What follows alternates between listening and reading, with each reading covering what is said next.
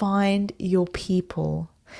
That is where your journey starts. It will be different for everyone, and you can become superhuman because it's a feeling.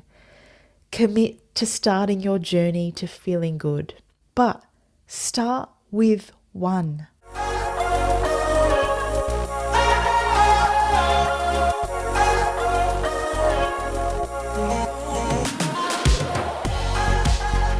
Hey, welcome to the Bodies Built Better podcast. I'm your host, Jackie Tan, and it is so good to have you here with me today.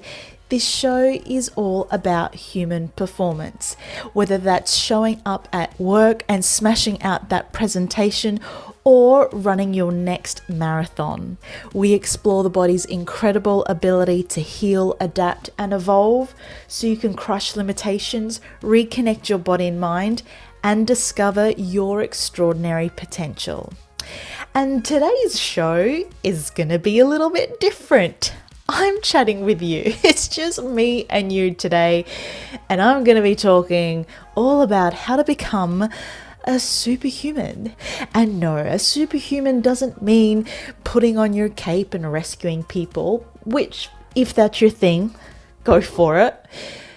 It simply means showing up as your best self every single day. It means feeling strong and fit at your training session. It's having the energy before and after work to hang out with your spouse or your kids. It's having the mental clarity and focus at a job that you love or a job that you don't love all that much, but because you feel great, it makes it easier to get through. And it means having the patience with yourself and others. It means accepting what is, and making the absolute most out of every opportunity. And it also means knowing when to rest and recover so you can do it all over again. Now, if you are feeling overwhelmed by all of that, there is no need, in the sense that when you get a few things right, everything I just mentioned happens naturally. And that is the great thing about working on yourself. Positive shifts happen as a result of the work that you put in. So how do you start this journey to becoming superhuman? I'm so glad you asked. Start with one. What is the one thing that comes to your mind straight away when I ask you, what is bothering you most right now?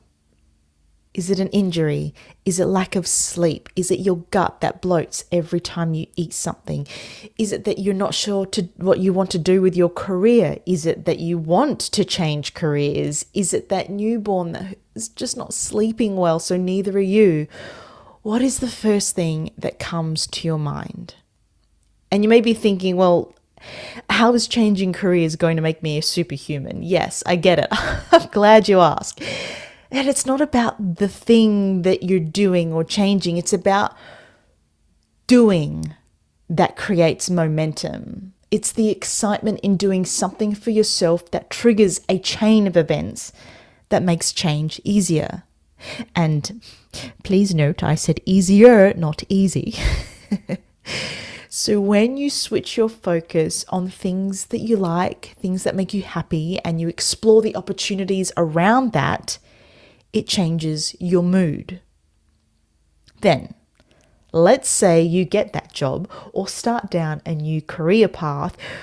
When you start doing a thing that you love doing, it reinforces the action of doing something for me, good outcome, reward center of the brain says, go you, here's some dopamine. And while that's a grossly simplified version of what's happening, the important thing to understand here is that taking positive action for yourself is what matters and what creates positive change.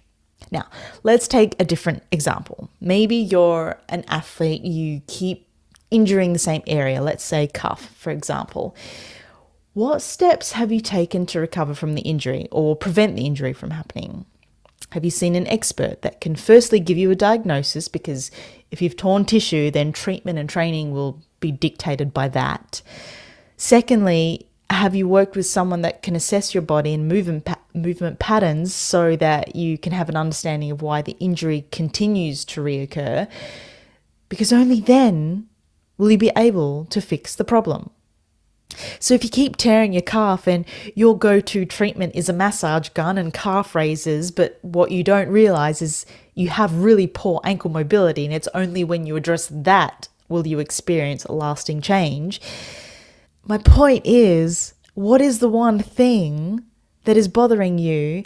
And then what are the actions that you've taken to either rectify it, help it, solve it, and make you feel better?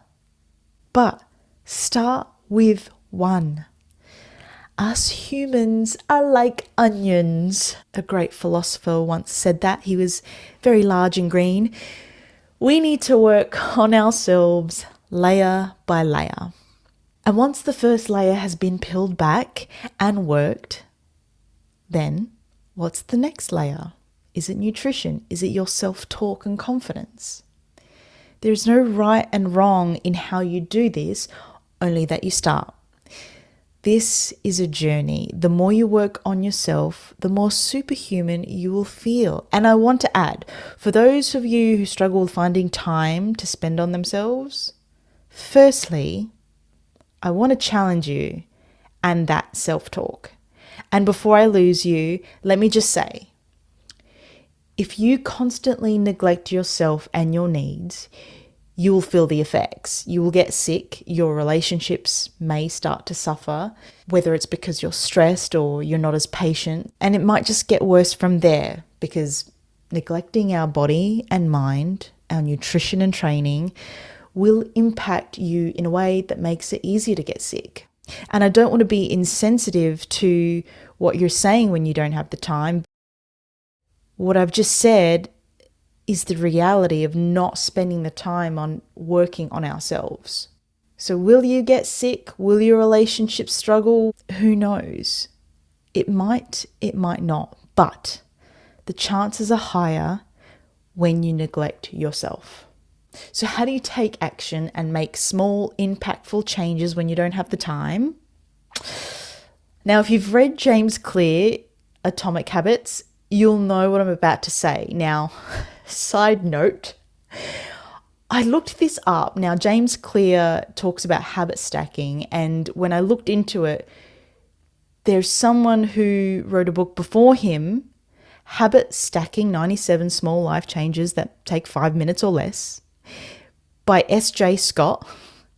He proposes build routines around habits that don't require effort, because small wins build momentum, because they're easy to remember and complete.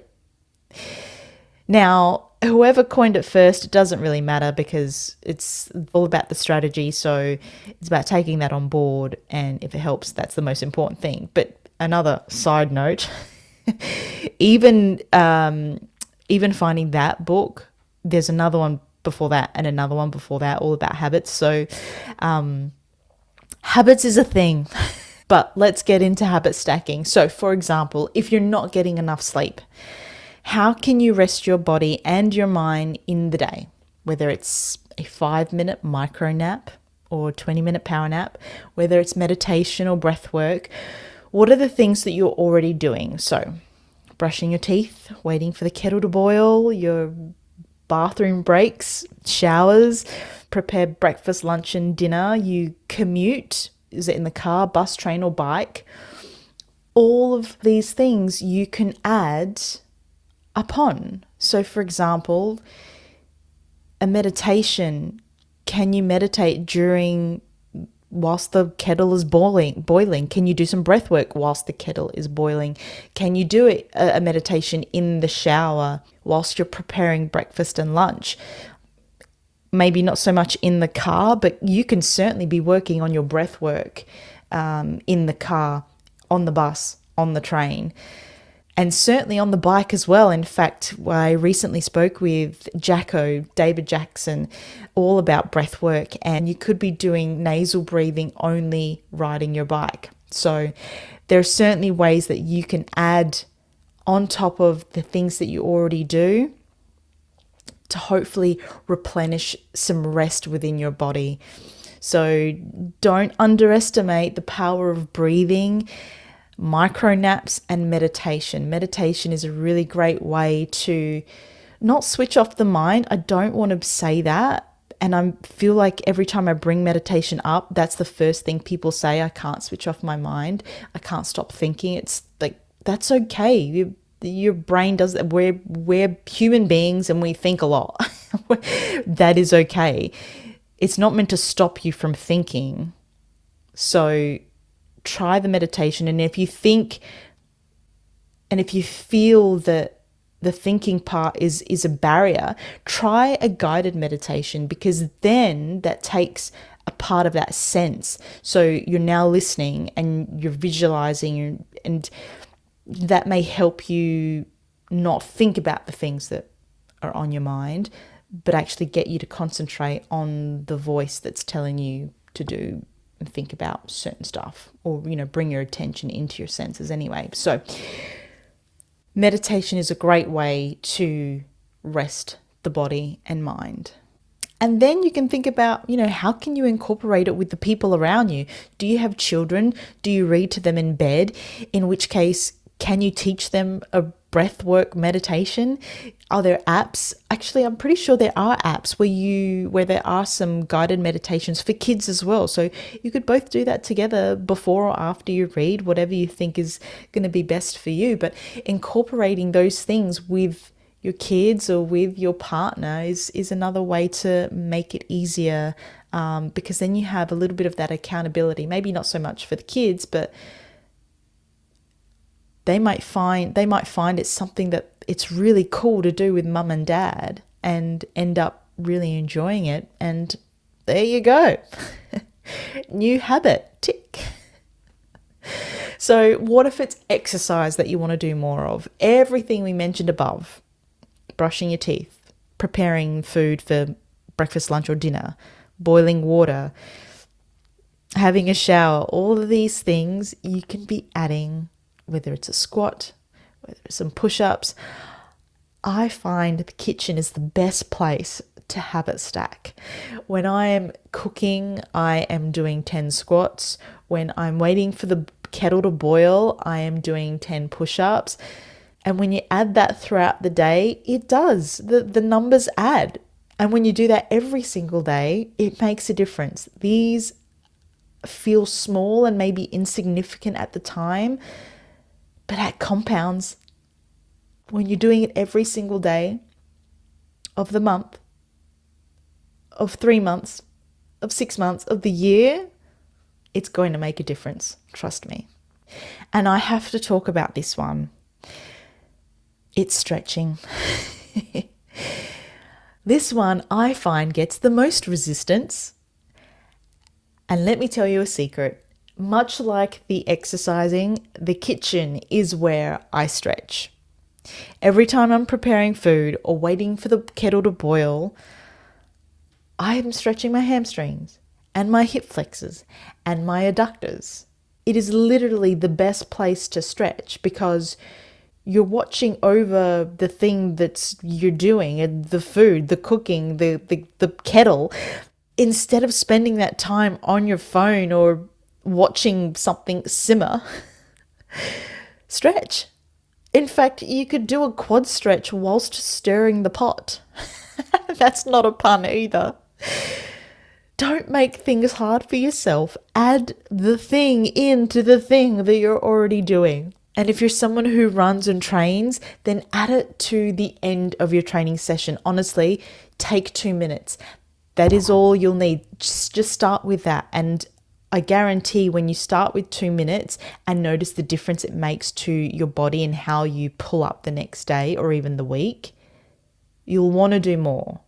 So the one that I recommend people to do, especially runners, because you're running outside, and it's easy to access the curb. Do a calf stretch where you hang your heel off the curb. From there, hip hinge, so you're bending forward at the hips, and that turns into a calf stretch and a hamstring stretch. Oh, and by the way, I will mention you don't have to have the leg completely straight. You can bend at the knee as well. So you're still getting a calf stretch and you're still getting a hamstring stretch. And when you keep bending, you're getting a glute stretch as well, and kind of right up the back. It's a compound stretch. You're doing a lot of different muscles and the fascial system, the posterior chain, all in one. And all you have to do is hold that for 30 seconds, swap sides, hold that for 30 seconds, do it once more, and that's 2 minutes. That's it. It is simple and it's easy, and it's only one thing that you're doing, but you're getting a whole lot of things in that. So at the end of the day, it doesn't matter what you choose to focus on. They're all valid and they are all important. And you need to know that whilst the solution may not be a simple quick fix, there is a solution. And if you're not sure what it might be, get help. A doctor, a physio, a naturopath, psychologist, sleep doctor, exercise physiologist, a remedial massage therapist. And of course, I had to say that because I am a remedial massage therapist. But there are people that can help. Find your people. That is where your journey starts. It will be different for everyone, and you can become superhuman because it's a feeling. Commit to starting your journey to feeling good. And if you've already started your journey, I want you to think about what's next on your list of feeling good. I wish you all the best. If you have questions or you'd like to share something with me, please get in touch over on Instagram. I would love to chat with you and hear about what you're doing to become superhuman. This is a very short episode in comparison to the other ones that I do, but I really wanted to share this with you because I feel like sometimes we can get overwhelmed by how big things feel and how much we feel that we need to change, when in reality, to feel good and to make positive changes in our lives and in our health and in our body, sometimes it only takes one small thing. So start with one. Let me know what that is, and I look forward to chatting with you soon. As always, I'm so grateful that you're here. Thank you so much. Have the best day, week, month, and year. And here's to a world of bodies built better.